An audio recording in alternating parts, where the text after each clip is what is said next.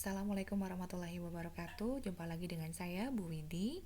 Kita akan belajar fisika pada hari ini tentang materi hukum Kirchhoff yang ada di arus searah. Jangan lupa untuk presensi dengan memberikan komentar pada channel YouTube-nya ya. Nah, pada kali ini kita akan belajar tentang hukum Kirchhoff, di mana materi tersebut sudah saya share materinya pada minggu yang lalu. Mudah-mudahan kalian sudah membaca dan memahaminya. Di sini hukum Kirchhoff yang pertama itu berbunyi tentang jumlah kuat arus yang masuk pada suatu titik percabangan akan sama dengan jumlah arus yang keluar dari titik itu. Ya, resultan I masuk akan sama dengan resultan I keluar.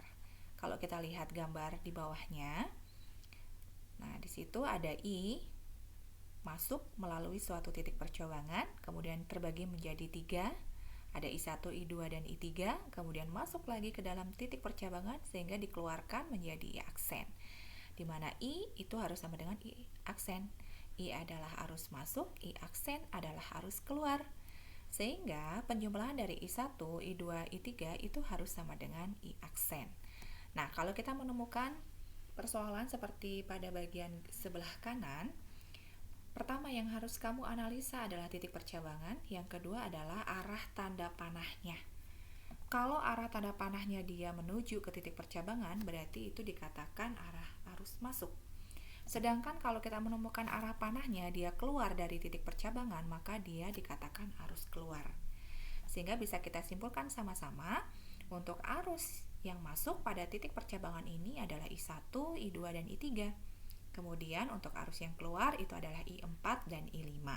Sehingga resultan I masuk yaitu I1 ditambah I2 ditambah I3 akan sama dengan resultan I keluar, yaitu penjumlahan dari I4 dan I5. Kita lanjut ke hukum Kirchhoff yang kedua ya. Hukum 2 Kirchhoff ini berisi tentang jumlah aljabar perubahan tegangan yang mengelilingi suatu rangkaian tertutup harus sama dengan 0. Resultan GGL ditambah dengan resultan I dikali R itu sama dengan 0. Nah, kita bisa pelajari dari satu gambar rangkaian tertutup yang terdiri dari 2 GGL yaitu E1 dan E2. Kemudian ada hambatan luar atau R besar ya. Nah, sebelumnya kita harus juga memahami terlebih dahulu lambang pada GGL yaitu tanda garis panjang dan yang pendek. Nah, untuk yang panjang itu adalah kutub positif, sedangkan yang pendek itu adalah kutub negatif. Kedua, kita harus membuat loop dengan arah ya yang dipilih sesuka kalian. Jadi, untuk arah loop ini ada yang searah jarum jam atau berlawanan dengan arah jarum jam. Misalkan dalam gambar ini sudah diperlihatkan ke kita bahwa arah loopnya itu adalah searah dengan jarum jam. Nah, untuk menentukan apakah GGL E1 atau E2 itu positif atau negatif, maka kita perhatikan arah loopnya karena dia searah jarum jam dan yang pertama adalah menuju ke GGL E1, maka sumbu yang positif adalah sumbu yang pertama ditemukan oleh arah loop tersebut. Sehingga untuk GGL E1 bernilai positif. Kemudian dilanjutkan ke GGL E2.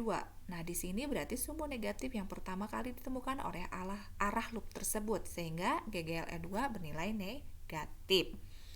Jika pada saat kamu menghitung sebuah arus yang masuk dalam suatu rangkaian ini ternyata arus yang bertanda positif, maka arah loop yang sudah kamu buat itu sesuai, yaitu searah. Namun kalau kuat arusnya dia bernilai negatif, maka arah loop yang kamu pilih itu dia berlawanan. Jadi menurut saya tidak masalah, yang penting nilainya adalah sama ya. Nah, ini adalah salah satu contoh kita bisa memaparkan penggunaan dari hukum Kirchhoff yang kedua bila kita menemukan satu rangkaian tertutup seperti ini terdiri dari 2 GGL E1 dengan E2 di mana hambatan dalam juga dimasukkan ke dalam GGL tersebut. Jadi ada R kecil 1 dan R kecil 2. Kemudian ada R hambatan luar ya. Untuk resultan GGL karena di sini adalah GGL-nya ada 2, maka kita jumlahkan. dengan cara menentukan terlebih dahulu arah loop yang kita gunakan.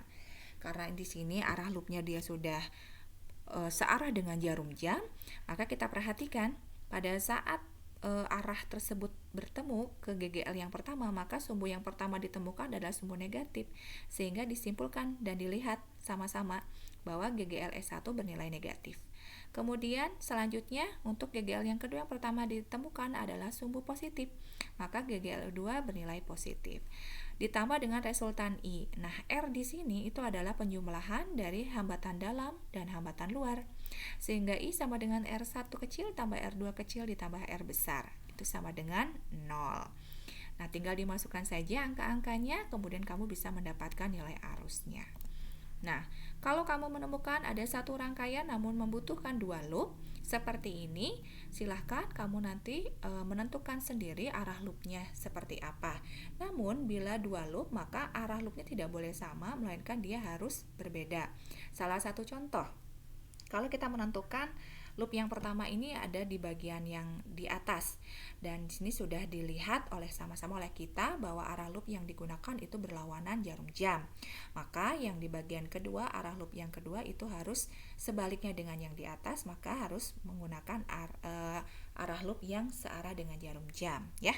Sama halnya pada saat tadi kita sudah mengerjakan atau menyelesaikan permasalahan dengan menggunakan loop pada suatu rangkaian tertutup dengan menerapkan hukum Kirchhoff yang kedua, ya.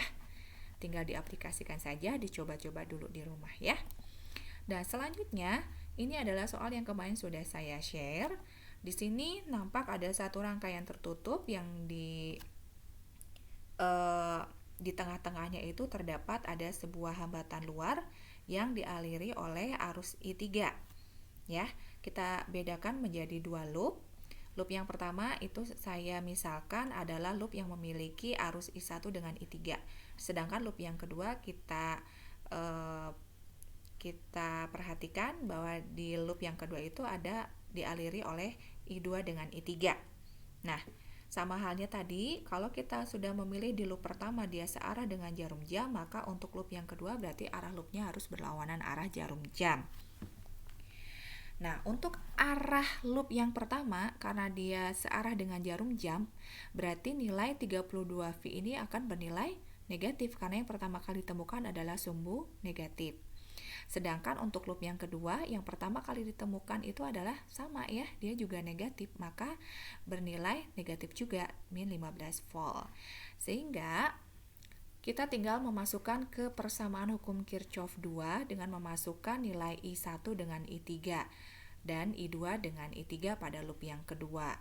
Nah, kenapa ada I1, I2 dan I3? Karena digambar di sini terdapat satu titik percabangan. Tadi sudah saya sampaikan bagaimana kita bisa mendeteksi arus yang masuk dan arus yang keluar. Kita melihat dari tanda panahnya. Kalau kita melihat arus yang masuk seperti ini, maka ada I1 dan I2, dan arus yang keluar adalah I3.